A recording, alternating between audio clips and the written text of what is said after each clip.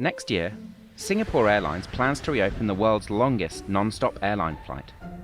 Rather than going through London or Los Angeles, passengers will travel in a bespoke long-range Airbus A350 up over the Arctic before arriving in New York 18 hours later. Singapore Air has been busy buying the next generation of ultra-long-haul jets for the route, but it should take care. In the long term, new fuel-efficient planes could pose a serious threat to its business model. Here's why. Singapore Airlines, along with Cathay Pacific, British Airways and Emirates, are in essence global hub carriers.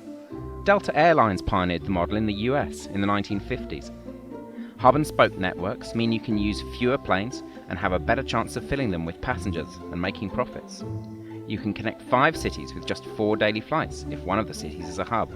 If all the connections direct, it takes 10 daily flights. These days, that pattern has been replicated on a global scale. Half of all the passengers at Dubai Airport now catch connecting flights, and about 30% at Singapore, Hong Kong and London Heathrow. But there's a problem with such networks. If you're not trying to cover as many destinations as possible, you're better off just selling direct connections between the most popular cities.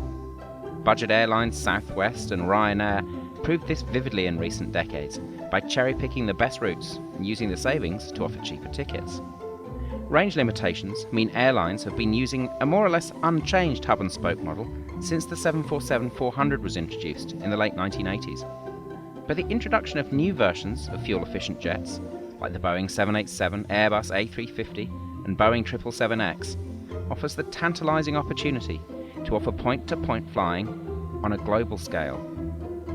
At present, millions in Southeast Asia can't fly direct to the US. Australians have to change flights en route to Europe. South America is off limits to almost all of East Asia. If more fuel-efficient planes can make such routes viable, that will open up a world of possibilities for travellers.